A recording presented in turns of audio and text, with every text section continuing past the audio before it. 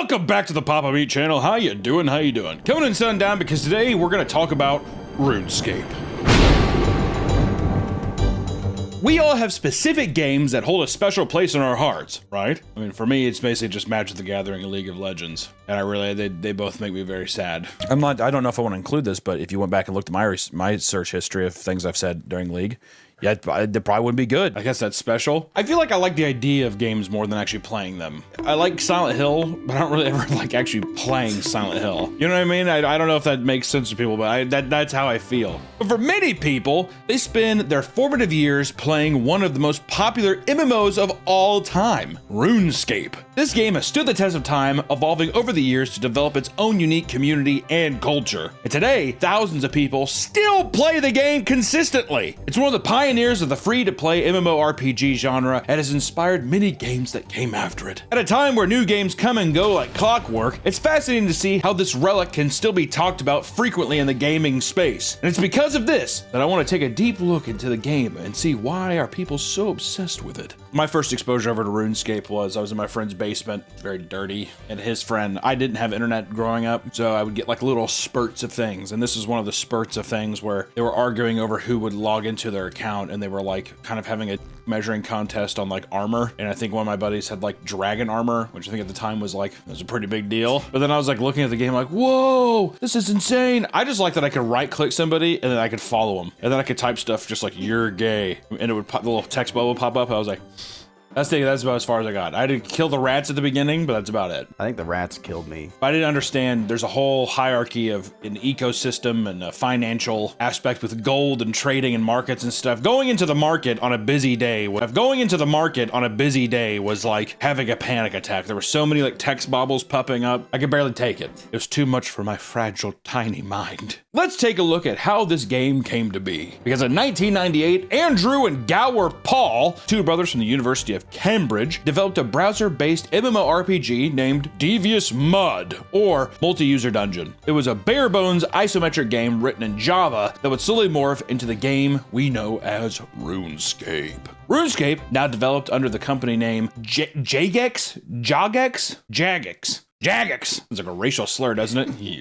Jagex was released in 2001 to an overwhelming response. It anticipated a player cap of 2,000 slots to be more than enough, and ended up struggling to find server space to fit all the players that rushed to register. It worked around the clock, updating the game to add new content and fix issues that would arise with the non-stop stream of new incoming players. And during the early 2000s .com bubble, many internet-based companies soared in value because of the belief that these internet companies would be the future. And they were right, to an extent. I'll put all my money in Enron.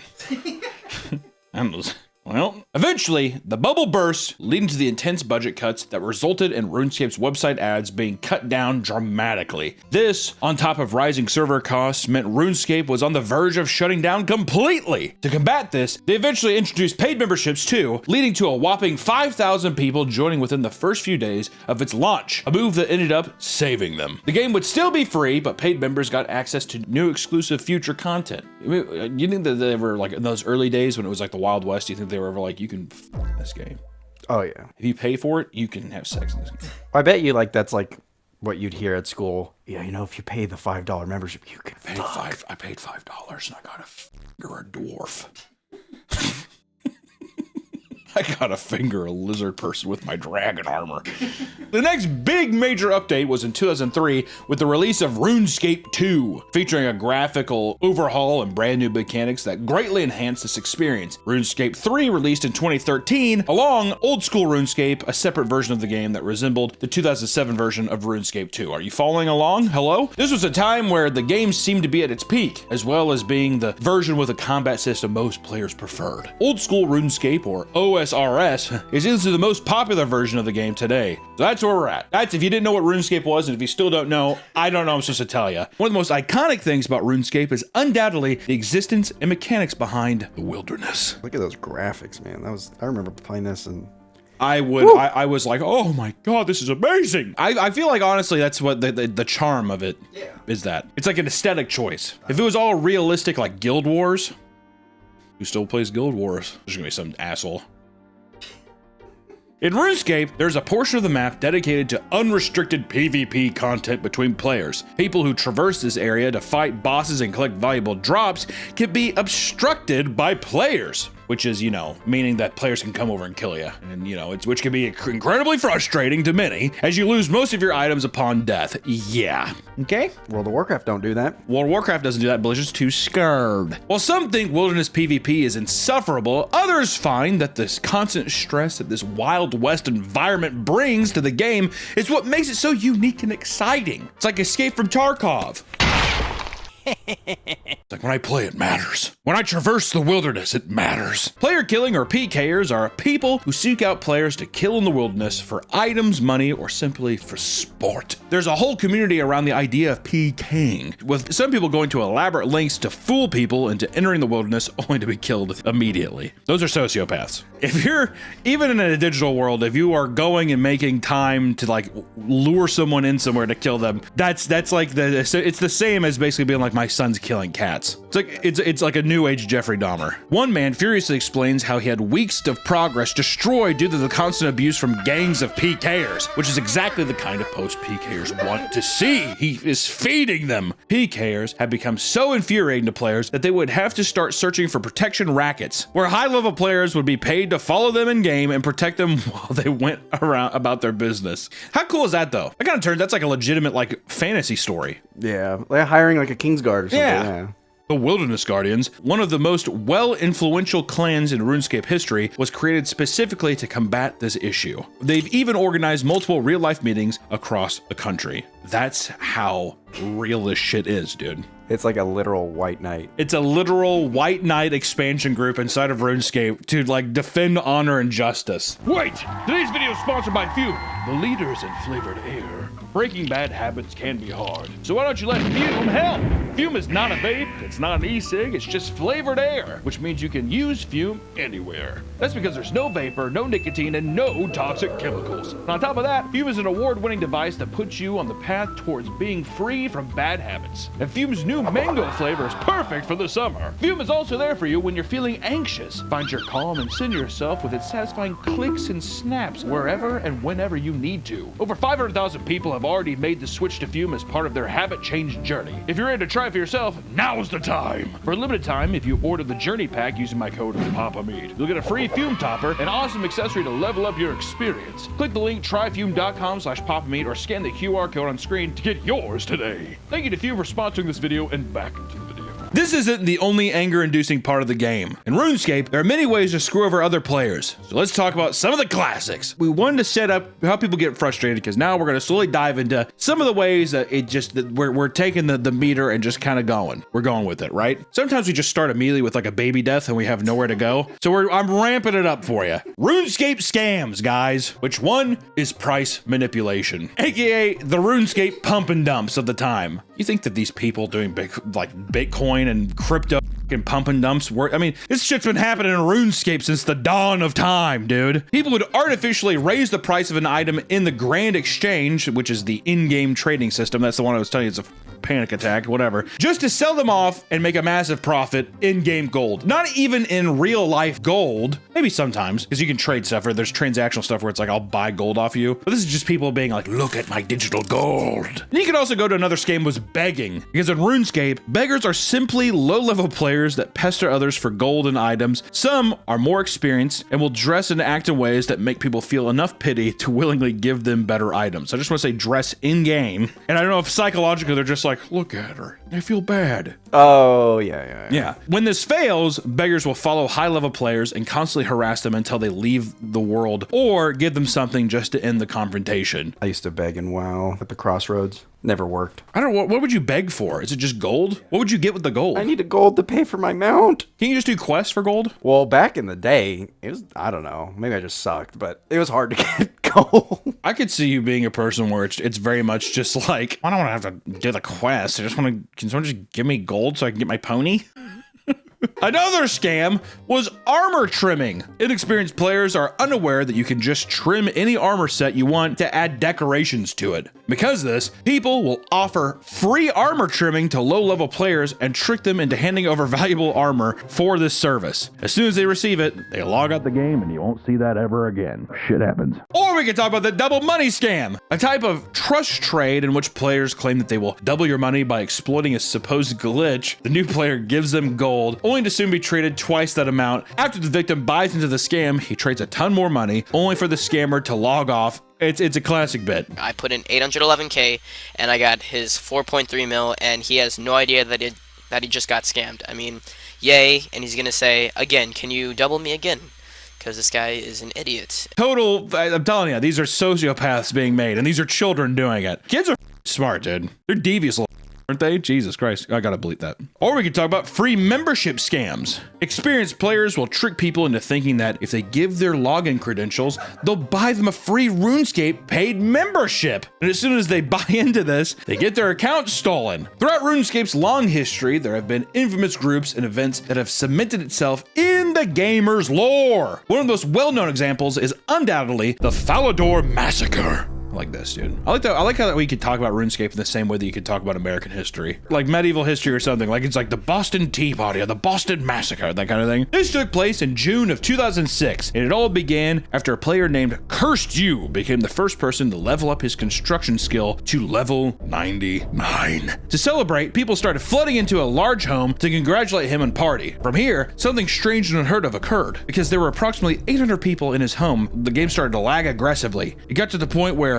Cursed You had no choice but to kick everyone out of the house. Everyone was ejected and sent back into Falador, a city that is considered a safe zone where PvP is not possible. Somehow, due to a bug, players that were thrown out of the house could engage in PvP with any player in Falador. Oh my god! This resulted in a massacre where players began abusing the bug to take out as many people as they could and steal their valuable loot. Because people thought they were safe for the celebration, many had incredibly valuable items equipped at the time. And at one point, a player had lost one of their party hats in the carnage, an exclusive item from 2001 event that later became one of the most rare and most valuable items in the game. Some of these items are worth thousands of real life dollars, okay? Can you imagine it? He's like, that was my kid's tuition. Out the door! My retirement was a goddamn hat! In the end, the bug was fixed, but there was little that they could do to return people's lost items. Rolling back the game would affect too many people that were not affected by the carnage. It's awesome. Literally reads like a piece of like, doesn't it? Yeah, you got kicked out of a party and everyone got drunk and killed each other. Yeah, everyone's like, oh my god, kick him out. People, the guy's house party goes too crazy, kicks him out, and everyone goes into a town and just murders everyone. I will say that people, I bet you anything, the guy first got to get to the level 99 construction skill, and the people that were like murdered in that, I bet you they still talk about it to this day. I bet you that's a deep wound. Seems stupid, like, you know what I mean? His car's wrecked and he like has perspective though. He's like, it's okay. I've been through worse. That kind of thing. And not all historic moments in RuneScape were as negative as the Falador Massacre. In fact, some were insanely wholesome, like the Order of Cabbage. This is gay. Anytime I talk about positive stuff, I'm always just like, the Order of Cabbage, word. All right. The Order of Cabbage was a RuneScape cult that spawned from the mind of Black Bane, a user that decided to actively collect cabbages, an incredibly low value item. From 2003 to 2004, he had picked 100,000 cabbages and started noticing people joining in out of pure curiosity. Eventually, he created the Order of Cabbage, recruiting around 20 people and dressing up in identical robes as they continued picking in groups. Over time, as the cult became more publicly known, hundreds of people had joined them. Together, they would create organized cabbage picking patterns to clear fields as efficient as possible. The little diagram is so stupid. Not only that, but they even started an annual event called Help a Noob Day, in which members would give free armor to new players and help them around the game. Entire fan sites were created, as well as pieces of lore written out to explain the backstory of the cult, which became essentially their Bible. Now, 37, Backbane looks back on this time in his life and gives some takeaways from the whole experience, saying, quote, "Don't try to change the world. Start with making one small change in your life and commit to doing it every day." I think he said that on his deathbed. It's like, did he die? Jesus Christ. It's almost like an Abe Lincoln quote or some shit. It's like after he got shot in the back of the head. That's, it is very wholesome. Does that, you know what kind of does though? Which is, this is up. I want to say this is a good thing. All that. But I just want to say too, I feel like if people heard that and they were like, we're trying to get in the game, they'd be like, help a noob day? What the dude? You know what I mean? Things survive when it's hell. That's how games survive. That's how people get hooked in for the lols. I don't know. I wish they massacred the Cabbage Cult. Yeah, now see, if the Falador Massacre had the Cabbage Cult inside, that would have been, even more tragic because it's such a wholesome thing. Like peaceful monks being slaughtered. Yeah, monks slaughtered at a monastery. No! For many kids playing the game in their youth, RuneScape was a major part of their social lives. And because of this, it's not uncommon for people to have had experience with RuneScape romance. This is where I'm at, boy. This is what I like. I have my own friend. I'm not gonna name it, but he met his wife on an MMO RPG, one of my buddies, and they're still together this day, and they have 2 beautiful kids. How crazy is that? It was more common than you think. Back then, too, I remember even back in the day, the whole thing was if you were a guy talking to someone, you're like, you realize you're getting scammed by a guy, right? You know what I mean? No one believed it. Nowadays, I feel like it'd be normal. If you're sitting there, oh yeah, I met her online. I feel like it's way more normal than it used to be. And like in the early 2000s, fuck. Well, there's only like 2% of women playing video games back then. Exactly. Angels. Saints. Many people have made posts reminiscing about how they met their first romantic partner in RuneScape, which ranged from short and innocent to an elaborate means to rob them of their gold. Regardless, people have long since used the game in order to meet women, to the point where there are even full-on guides that explain the methods of doing so. These guides cover the best locations to find women in the game, the proper fashionscape that will attract them, which is a term that refers to characters dressing in their fashion, and how to seduce women, right? These are other men, other guys in your category being like, trust me. This is what you're supposed to do, okay? In most cases, however, the women players that the players think that they're getting with are actually men in disguise who want your gold and valuable items. That's just the dawn of time. It is what it is. Catfishing is a big issue in online MMOs like this. According to one woman, she was 14, she was duped by a man that she was e-dating for a whole year. His name was Cody Jones, a supposed 16-year-old bad boy surfer from California that she was introduced to by her RuneScape clan, which is awesome. I love the idea of like one of those like sprites walking over and it's like, what's up, I'm Cody Jones. I love to surf. I'm from California. Oh. He was introduced to her as the little brother of their clan leader, John. They would become so close that after a year of dating, her mother let her fly to California to spend the day with him at Disneyland. And when she arrived, suddenly, Cody and members of his family, who were also in the guild, stopped responding to her. After a long stretch of radio silence, she received a text that read, "Hey Amanda, it's Jess. Cody's in the hospital. He tried to kill himself with a bottle of pills. He won't be around for a while." Whoa. I just want to say, poor little girl. Can you imagine? Mickey's just like, you want a picture? You want a picture, little girl? And she thinks she's like, Cody, what happened? A year later, Cody explained that because he lied about his appearance, he felt ashamed and tried to take his own life. He told her that he was actually 3 years older than her, and both eventually agreed to meet up for real. He looked nothing like his photos. He appeared far older and had 2 hearing aids. She tried to see past his appearance, and they ended up kissing that night. The more time they spent together, the weirder things got. He would outright refuse to let her see his ID when she asked about it, which that's already bad. When you're 14 or 15, you're like, can I see your ID? To have that, no, I ate it. Or he'd be like, what? Yeah, I was gonna say, huh? How old are you picturing? Like, do you think receding hairline? I'm picturing a guy in his early 40s that is like has had some genetic issues, whatever. So he's like maybe balding or the hearing, that kind of thing. I'm thinking early 40s. I'm putting my bets on early 40s. Eventually, she confronted him about it, only to find out that Cody was actually John, the clan leader, and was actually a 30-year-old man operating multiple fake accounts. He had lied to her for years, even forging hospital documents to trick her into thinking he'd attempted to take his own life. That's some like Catfish 101 type shit. Hey, I have this really cute friend I think that you'd be interested in if you want to talk to him. Yeah, definitely. Hey. I'm John's bro, Cody. I'm John's little brother, Cody. I'm young. And I'm bad. I feel bad, man. I feel bad for the little girl. And also, probably since then, once again, learning experience. Next time she's in a game and she sees like a dragon guy come up to her, she's probably just like, no. She's like, I only play Madden now. Another thing that people reminisce about in regard to RuneScape romance is cyber sex. Some people have discussed innocent examples of cybering in RuneScape, like having one character stand on top of another for a few seconds, which is all the boys need. Yeah.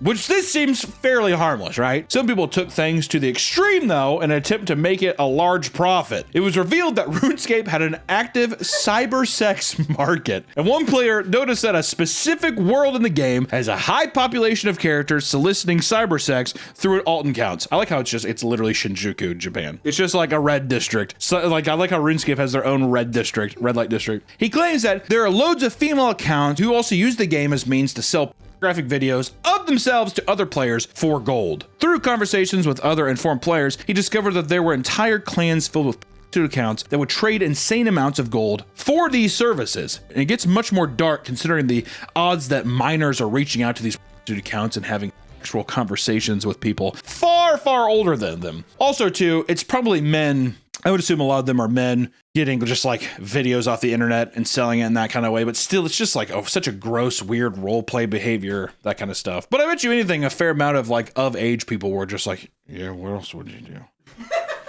Would you spit on my back? Turns this character around and the little text bubble pops up and it's like a star. Believe it or not, there are many cases of people committing crimes within RuneScape that have led to confrontations with the police in real life. I just want to clarify that. Yeah, I just want to make sure you didn't think that it was like little characters in the game like, halt! Joshua Brandon Palua was arrested at the age of 19 after making death threats against someone over RuneScape. At one point, he claimed that he would level his local high school in Mississippi and that he couldn't wait to, quote, blow brains out of skulls. Some guy who goes to high school during the exchange and stuff still. Transfer all my gold out. Transfer my gold. Days after, he was arrested by the FBI and he pled guilty and was thrown in jail for 6 years. That's a hefty and I wonder if there's more elaborate, if like it was something where 6 years is just crazy. I just wonder how elaborate it got. If he just said those two things, they're just like, come with us. Who's joking? That kind of thing. Or did they sit there and they found some shit in his car? Or I don't know. You know? And this isn't the first arrest to happen because of RuneScape. In 2013, a 19-year-old Kyron Benham ran into trouble after scamming his friend out of his gold. They had both been arguing for some time, and Kyron decided to get back at him by sneaking onto his computer and stealing the gold that he had been collecting for 6 years in RuneScape. The next morning, he left the home after stealing 2 bottles of liquor. Surprisingly, things escalated to the point where Kyron was arrested and brought to court. Where the gold had no real-world value, he had still gained unauthorized access to a friend's computer and had stolen their property. As punishment, he was ordered to pay 116 euro or 135 bucks USD. I feel like the judge would just be like, what is it? Yeah, he got on my computer, Your Honor. He saw all my pictures, my Microsoft Paint drawings, and he talked to my elf priest, and he took all my gold. My dragon armor and my dragon armor. Especially 2013, he'd be like, I don't care. You're both gay. Order. You've both 6 years for being gay.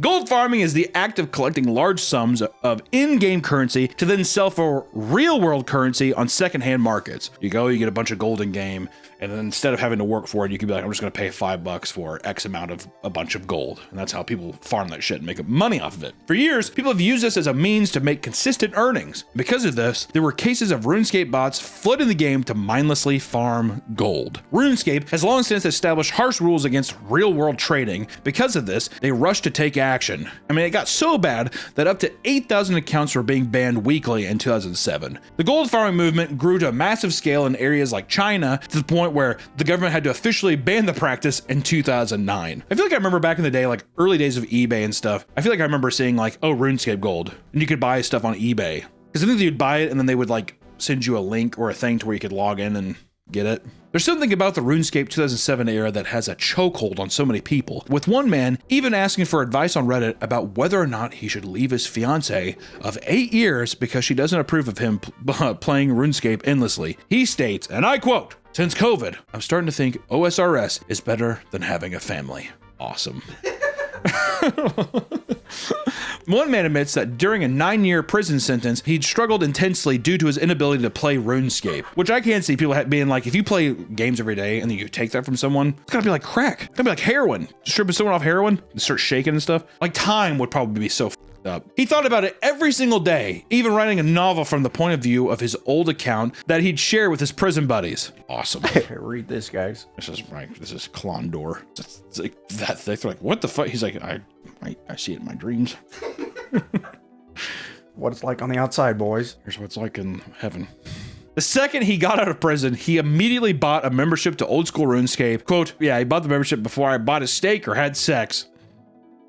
Awesome. RuneScape is a game that many people hold near and dear to their hearts, and it's easy to understand why people find themselves becoming so enamored with it. This game's been around for over 2 decades now, so there's copious amounts of deep lore and nostalgia that appeals to a wide variety of people. It's accessible, comforting, and one of the most dedicated communities of any game out there. So just want to say, if you're getting into RuneScape, go at it. I mean, it's proven that it's a good game. It's not the flashiest game, but I will say, I feel like one of those instantly recognizable, you're either going to get hooked right away or you're going to be like, this looks horrible. The leveling system's very addictive. I'm going to chop some wood.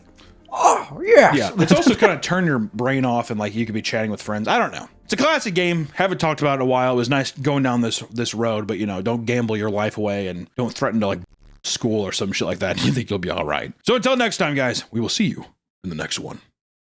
Bye-bye.